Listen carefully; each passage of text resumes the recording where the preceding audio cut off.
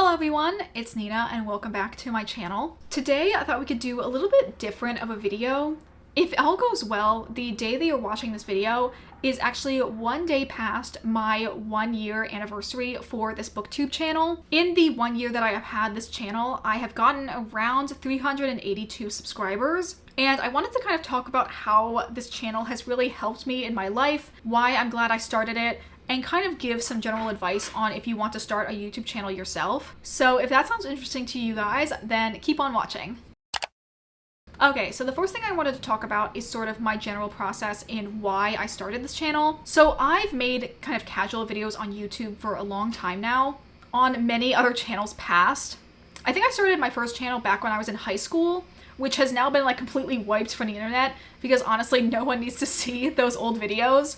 But as I got more into reading and watching more booktube, I wanted to see if like starting fresh and making a whole channel dedicated to this would help me kind of align more with people who had the same interest as me. Because the channel I had before this, my old content was much more focused on sewing and cosplay and fashion. And even as I made booktube videos on that channel, I could kind of tell that they didn't really want to see me do book videos. They wanted to see the content I had on that channel previously. And I feel like niching down and making a new channel was like one of the smartest decisions I could have made, because now when I post a video, I don't feel bad that it's not getting many views, because before it was going to my old subscriber base that didn't care about my book videos. And I feel like now my videos are doing much better by my own standards, and also are going to subscribers that followed me because they like books and hearing me talk about books, and that has done wonders for my self-esteem. In terms of how my YouTube channel has really helped me, I feel like as a very introverted and autistic person, in most social settings, I don't say anything.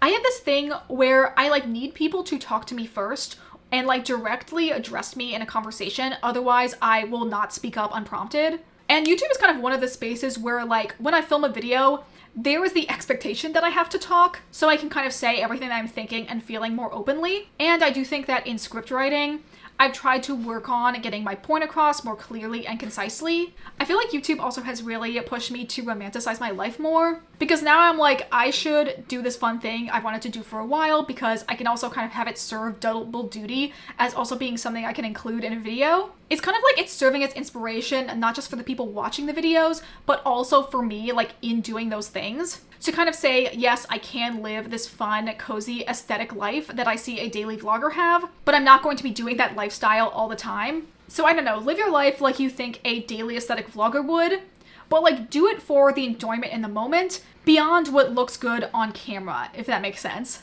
I think I've also always been a compulsive planner. But the scheduling aspect of here's when I'm going to film, here's how far I want to be in reading this book for this next vlog, here's when I want to have the script for this video done by, etc.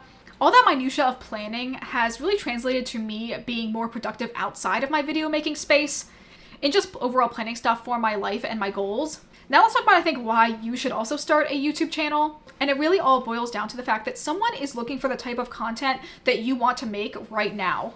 And if it only lives in your head, no one is going to be able to see that, and it's not benefiting you or anyone else.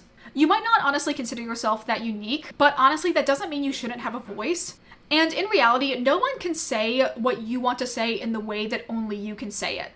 Now let's talk about the specifics about how to start a YouTube channel. I think the main important thing that I have learned from this booktube channel is the importance of picking your niche and sticking to it. Thinking about the topics you might want to cover on your channel, write down 25 ideas for videos related to your niche that are video topics that you think you can make and also want to make.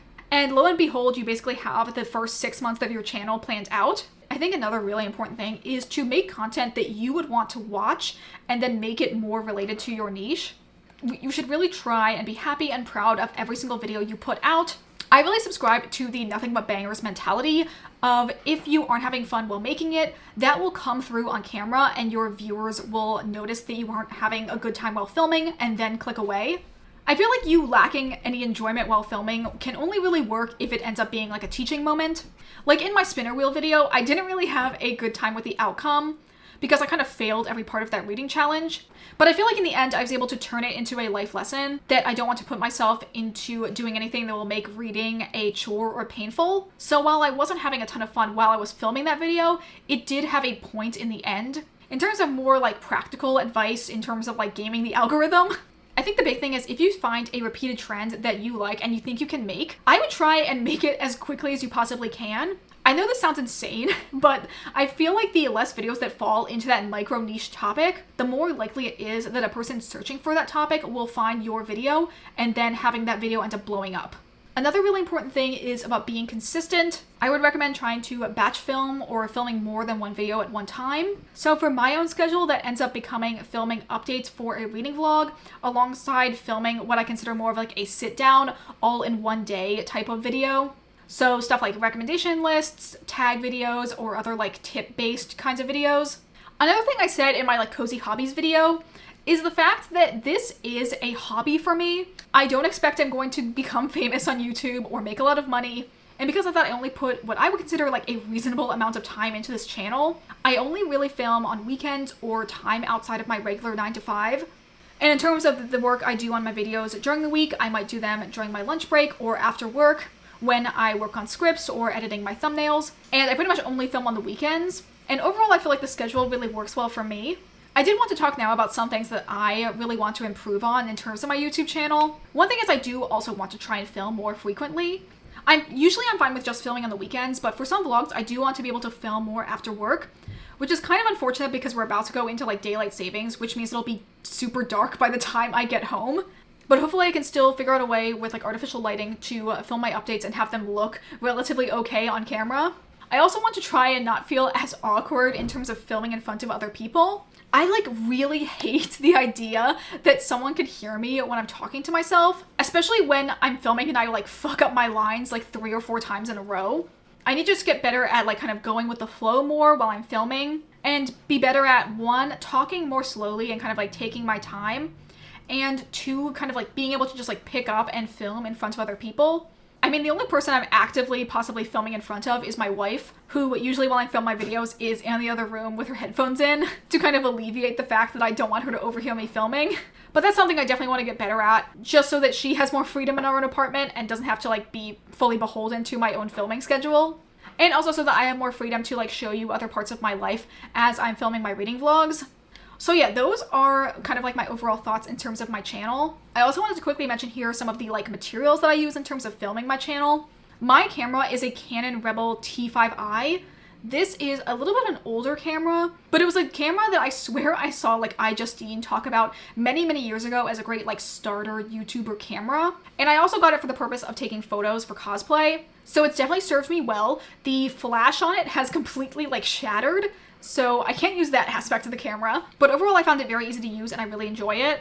I'm probably going to keep using it for the foreseeable future until it decides to kick the bucket, in which case I might like upgrade to a nicer DSLR. The microphone that I've been using more recently in my videos is the Rode Video Go Mic 2. I'll try and put like product photos of my materials on the screen. And this was a more recent addition, and I have it set up to be plugged into my computer so I can record with Audacity. Before this, I had a Zoom H2n portable microphone, which I would sometimes use in like the portable mode if I wanted to like film at a farther distance away from my camera.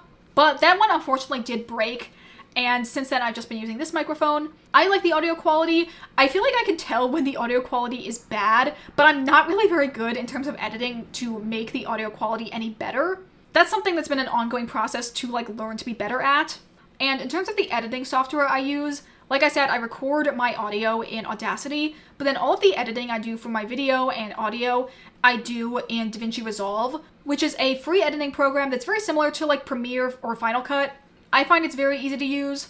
Coming from using like iMovie for my old channels, I personally find it pretty easy to use, and there's a ton of tutorials for it on YouTube, which is pretty much the only training I've had in terms of editing with this program. So those are all my thoughts in relation to the development of my YouTube channel. Overall, I am so happy with all of the growth and like content that I've made over the last year. I have a lot of videos that I'm really, really proud of that are on this channel, and I'm super excited to continue to make videos for hopefully many years to come. I also feel like, particularly recently, I've gotten a lot of really nice comments and started to connect with all of you guys that watch my videos, which honestly makes me so happy that I'm finally able to start to bond with other people based on our shared love of books. So I'd love to continue those connections in the comments down below. If this is somehow the first video of mine you guys are seeing, I usually make booktube content and post here at least once or twice a week. So I'd love it if you guys could subscribe and join me on this channel. But overall, that is going to be it for me today. If you guys like this video, consider liking, commenting, or subscribing if you aren't already. Consider following me on the Storygraph as well as my Bookstagram, which are linked in the description. And I hope you all have a wonderful day, and I will see you all in the next video. Bye!